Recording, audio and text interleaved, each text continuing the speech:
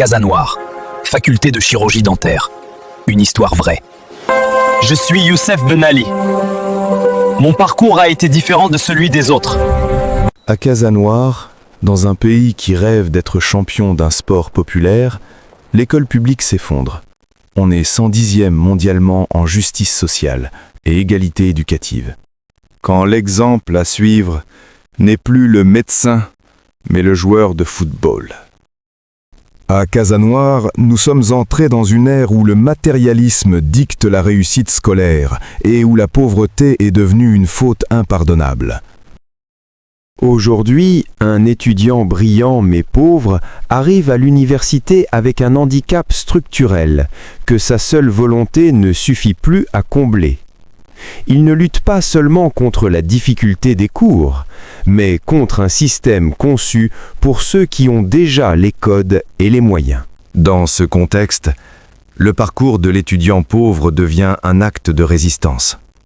Réussir ses études dentaires ou médicales sans filet de sécurité financier n'est plus juste un défi intellectuel, c'est une guerre d'usure contre un système qui a tacitement décidé que l'excellence avait un prix et que tout le monde ne pouvait pas se l'offrir.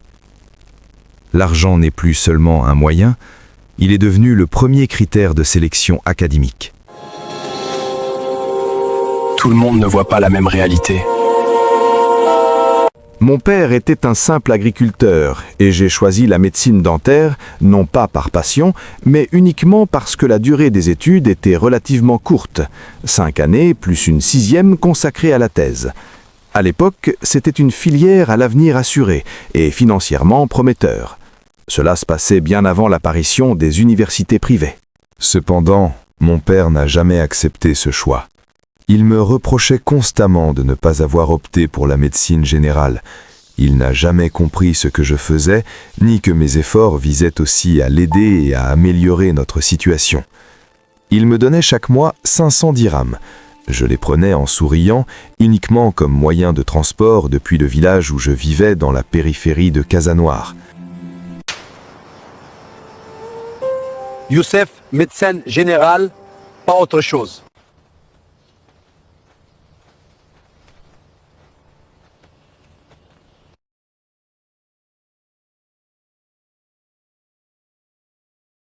Je louais une chambre avec 2 jeunes hommes, très éloignés de la faculté. Durant les premières années, je n'assistais presque pas aux cours car je travaillais. J'ai travaillé comme enseignant de soutien pour des élèves préparant le baccalauréat contre rémunération. J'ai également travaillé dans un commerce. L'été, je travaillais comme ouvrier agricole. J'ai exercé de nombreux métiers pour subvenir à mes besoins et payer le loyer, car mon père était constamment opposé à mon choix. Je ne me plaignais jamais, car si je le faisais, il me répondait simplement que c'était moi qui avais choisi cette voie, que la médecine dentaire était réservée aux riches, que les personnes modestes se soignaient chez les charlatans, que ce domaine était voué à l'échec, et que la médecine générale aurait été un meilleur choix. J'entendais ces paroles quotidiennement. Rien de tout cela ne m'a jamais arrêté. Je me couchais à 23 heures et me réveillais à 5 heures du matin pour étudier. Ensuite, je me rendais à mon travail au magasin, comme d'habitude, puis à 19 heures, je donnais des cours de soutien aux élèves. Telle était ma vie en première année. En 2e et 3e année, la présence aux travaux pratiques était obligatoire, tout comme l'achat du matériel. Chaque début d'année représentait une lourde épreuve psychologique, car je savais que je dépenserais tout ce que j'avais économisé durant l'été pour acquérir ces équipements. En 3e année, alors que j'étais en séance de TP, j'ai reçu un message de ma sœur aînée, m'annonçant le décès de ma mère, et me demandant de les rejoindre pour la prière et l'enterrement. Je me souviens parfaitement de ce jour. Je n'ai pas pleuré immédiatement, mais je ressentais une profonde douleur au cœur. La prof s'est approchée de moi pour me demander le protaper que j'avais oublié d'emprunter à un camarade qui connaissait ma situation et m'aidait en me prêtant du matériel. Sous le choc et en silence, je lui ai dit que je n'avais pas actuellement les moyens de l'acheter. Elle m'a alors demandé de la suivre et m'a dit: Si vous n'avez pas l'argent pour acheter le matériel, pourquoi avez-vous choisi la médecine dentaire si Ben Ali Paza? Je n'ai jamais vu une personne pauvre étudier la médecine dentaire. Retournez à votre place. Je suis retourné m'asseoir, j'ai rassemblé mes affaires et j'ai quitté la salle de TP. Après mon départ, un ami m'informait qu'elle prendrait les mesures nécessaires à mon encontre. Je suis rentré chez moi pour assister aux funérailles de ma mère.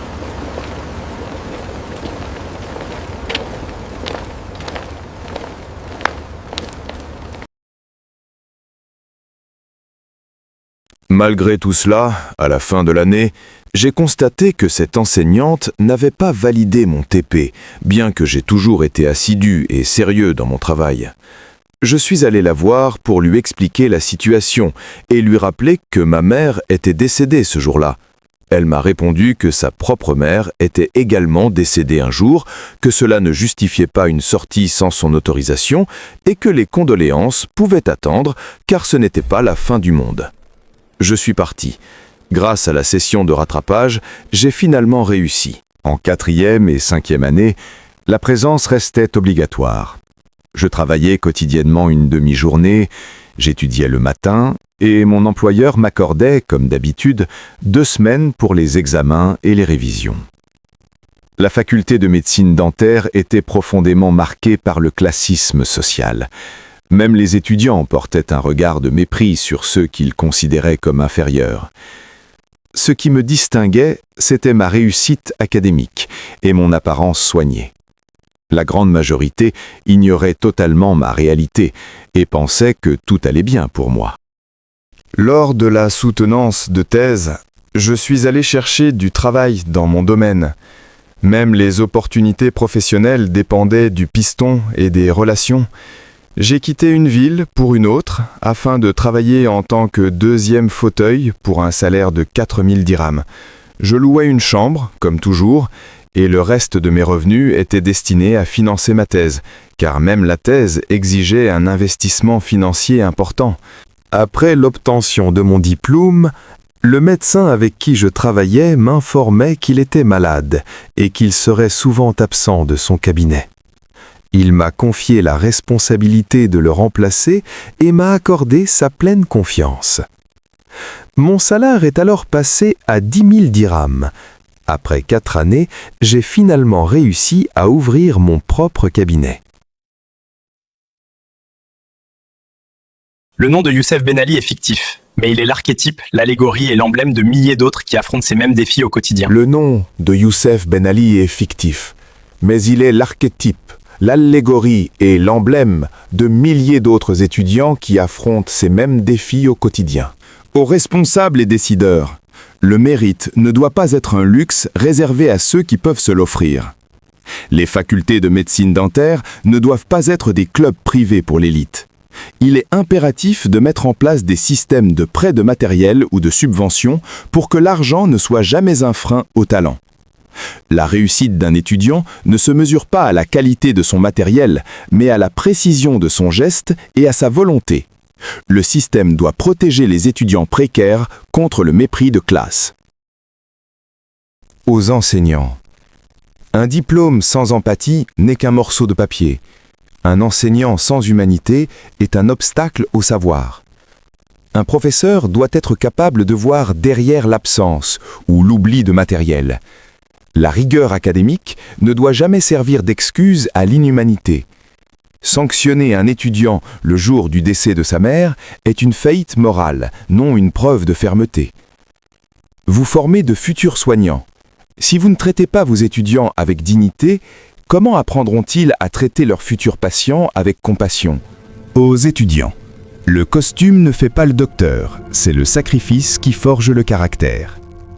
À ceux qui regardent leurs camarades de haut, rappelez-vous que la roue tourne. Le confort d'aujourd'hui ne garantit pas le succès de demain. Respectez ceux qui luttent, car ils possèdent une force que vous n'avez pas encore acquise. Aux étudiants qui vivent les grands défis, ne laissez jamais les paroles décourageantes ou les injustices vous définir. Votre parcours atypique est votre plus grande force. Le travail acharné finit toujours par briser les plafonds de verre. Aux médecins employeurs, craignez Dieu dans le traitement de ceux qui bâtissent votre succès. Ne profitez pas de la détresse des jeunes diplômés. Un salaire digne et une relation de confiance sont les bases d'une profession noble. Soyez des mentors, pas seulement des patrons. À tous les citoyens de Casanoir, nous vivons dans une société qui valorise le paraître, mais n'oubliez jamais que l'acier le plus solide est celui qui est passé par le feu le plus ardent. Casanoir ne sortira du noir qu'avec une définition objective des priorités, où l'humain est au centre des intérêts. Un leadership, une vraie politique et stratégie dans le domaine de la formation et de la santé, une planification et des actions concrètes d'amélioration et des valeurs morales et humaines. Sinon, Casanoir périra dans l'obscurité totale.